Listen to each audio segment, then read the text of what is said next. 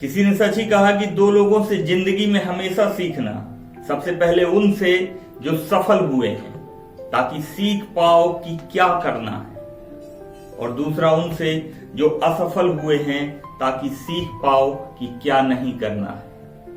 नमस्ते दोस्तों, मैं हूं विनय निगम और आप देख रहे हैं जिंदगी की बातें।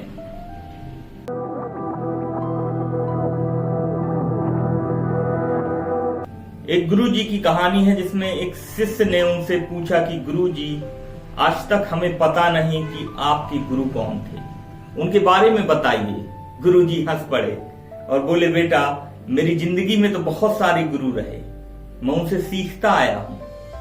चलो मैं 3 गुरुओं की कहानी तुम्हें बताता हूं। सबसे पहले जब मैं साधना के दौर में आया था, नया नया साधु बना था, नया नया तपस्वी बना था, तो ऐसे ही एक गांव से निकल रहा था। शाम हो चुकी थी, अंधेरा होने को आया था। तभी मैंने देखा कि एक छोटा सा बच्चा अपने हाथ में मोमबत्ती जलाकर, हाथ में लेकर मंदिर की ओर जा रहा था। तो मैंने सोचा इससे पूछता हूं और इसको अपने ज्ञान का प्रदर्शन दिखाता हूं। मैंने उसे बुलाया और पूछा कि बेटा, जब तुम घर से निकले तो मोमबत्ती बुझी हुई थी। उसने कहा, हाँ जी हाँ जी हाँ जी। जब तुमने इसे जलाया तो आखिर यह प्रकाश, यह रोशनी, यह ज्योति कहां से आई? लड़के ने तुरंत फूंक मार दी और उस मोमबत्ती को बुझा दिया और उसने पूछा कि बाबा जी, अब आपके सामने बुझाई है ये मोमबत्ती, मुझे बताओ कि यह ज्योति, यह प्रकाश, यह रोशनी कहां गई? क्या आपने उसे जाते हुए देखा? मेरा सारा अहंकार चकनाचूर हो गया। मैं जिस ज्ञान पर घमंड कर रहा था वह पूरा नष्ट हो गया। एक छोटे से बच्चे ने मुझे मेरी ही भाषा में समझा दिया कि ज्यादा ज्ञानी बनने की आवश्यकता नहीं। मेरे ही सवालों का मेरे ही अंदाज में जवाब देकर उसने मेरे ज्ञान के चक्षु खोल दिए। कुछ महीनों बाद ऐसे ही अपने भ्रमण के लिए मैं निकला हुआ था। तालाब के पास से जा रहा था। मैंने देखा कि एक कुत्ता वहां पानी पीने का प्रयास कर रहा है, मगर अपनी ही परछाई से डरकर बार बार पीछे की ओर हट रहा है। परछाई को देखता, डरता, शायद उसे लग रहा था कि दूसरा कुत्ता उसे भौंकेगा, वापस आ जाता। यह करता चला जा रहा था, बार बार कर रहा था। मैं वहीं रुका रहा, उस तालाब के किनारे यह देखने के लिए कि अब ये क्या करेगा। 10-12 बार जब उसने ये कर लिया, अंत में वह थोड़ा पीछे हटा, दौड़ा, भागा और उस तालाब में जाके छलांग लगा। कुत्ता बड़ी देर से प्यासा था। तालाब में जाकर उसने पानी पिया और मस्ती से मगन होता हुआ, झूमता हुआ बाहर निकल आया। उस दिन मैंने सीखा कि जीवन में डर आएगा, डर लगेगा, लेकिन अगर आपने अपना साहस दिखा दिया, कमाल कर दिखाया, तो बस डर यूं ही छूमंतर हो जाएगा। और एक बार तो कमाल हो गया। आधी रात का समय था। मैं एक गांव से दूसरे गांव की ओर पहुंचा, क्योंकि भ्रमण करता रहता था। उस गांव में पहुंचा, पता नहीं था कि मंदिर कहाँ है, किससे पूछूं, कौन बताएगा कि मंदिर कहाँ है, जहां रात्रि में जाकर विश्राम कर सकूं, कहां आश्रय मिलेगा। तभी मैंने देखा कि एक व्यक्ति जो कारीगर था, दीवार को तोड़ रहा है, कुछ कर रहा है, वहां काम कर रहा था। तो मैंने पूछा, उसके पास जाकर बड़े ही सहज भाव से पूछा कि भाई साहब कारीगर, थोड़ा बता दीजिए कि गांव का मंदिर कहाँ है, बड़ी दूर से चला रहा हूं, थका हुआ हूं, थोड़ा विश्राम करना चाहता हूं। तो व्यक्ति हंसने लगा और बोला कि कारीगर नहीं हूं मैं तो चोर हूं। मैं ये दीवार तोड़ रहा हूं, इससे रास्ता बना रहा हूं ताकि मैं चोरी कर सकूं।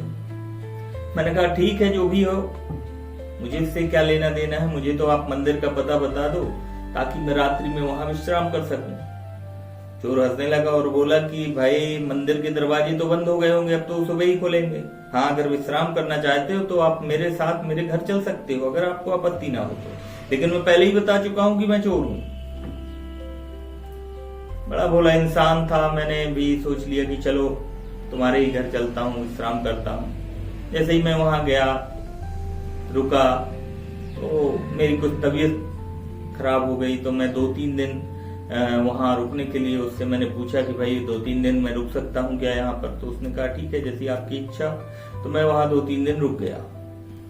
लेकिन मैंने देखा कि जब भी वो चोरी करने जाता था तो प्रार्थना करता था, प्रार्थना के बाद ही वह चोरी करने के लिए जाया करता था। और प्रार्थना इस बात की कि आज चोरी हो जाए। 2-3 रात्रि तो उससे चोरी नहीं हुई। उदास मन से नहीं, लेकिन वो आता था बल्कि इस भाव से आता था कि आज नहीं तो कल चोरी पक्के से कर लूंगा। और जब एक रात्रि वह आया तो उसने बताया कि आज मैंने सामान चुरा लिया है, आज मैंने चोरी कर लिया, आज मेरा काम हो गया है। मैंने उससे कहा कि मैंने तुमसे सीखा है कि निरंतरता से अगर किसी कार्य के लिए प्रयास किया जाए, आगे बढ़ा जाए, तो वह कार्य सफल हो जाता है, जीत मिल जाती है। लेकिन बुरा मत मानना, मैं सुबह राजा से बता दूंगा तुम्हारे बारे में, ताकि तुम्हारी भूल का तुम्हें प्रायश्चित भी तो करना पड़ेगा। अरे हट्टे कट्टे इंसान हो भाई, चोरी क्यों करते हो? गलत बात है। उसने कुछ नहीं कहा और अगले दिन सच में मैंने राजा के दरबार में जाकर उसके बारे में सब कुछ बता दिया। राजा ने उसे बुलाया और शायद राजा उसकी ईमानदारी से प्रसन्न हुए। राजा ने उसे सजा नहीं दी, बल्कि उसे एक और अवसर दिया जीवन में सुधरने का। उस दिन के बाद शायद उसने चोरी छोड़ दी होगी। मैं तो उस गांव को छोड़कर चला आया था। मगर ऐसे मेरे कई गुरु रहे। ये 3 गुरु मुझे याद आते हैं कि जो जीवन में बार बार मुझे अच्छी बात सिखाते हैं। एक बार फिर वही कहना चाहूंगा कि जिंदगी सबसे बड़ी गुरु है। लाइफ से बड़ा टीचर कोई नहीं है। लाइफ हर दिन आपको एक लेसन सिखाती है। अगर आप सीखते रहेंगे, उस पर विचार करते रहेंगे और आगे बढ़ते रहेंगे, तो पक्के से आप जीत हासिल करेंगे। तो दोस्तों, अगर कहानी अच्छी लगी हो तो कमेंट बॉक्स पर जरूर बताएं। और चैनल पे अगर नए हैं, चैनल को सब्सक्राइब कर लें और वीडियो को लाइक करके शेयर करना ना भूलें। और हमेशा जो मैं बात कहता हूं कि अगर आप कुछ अच्छा सुन रहे हैं तो विनय निगम स्टोरी पर सुन रहे हैं। तो दोस्तों, अब दीजिए मुझे यानी विनय निगम को इजाजत और मिलते हैं एक और नई कहानी के साथ। नमस्कार।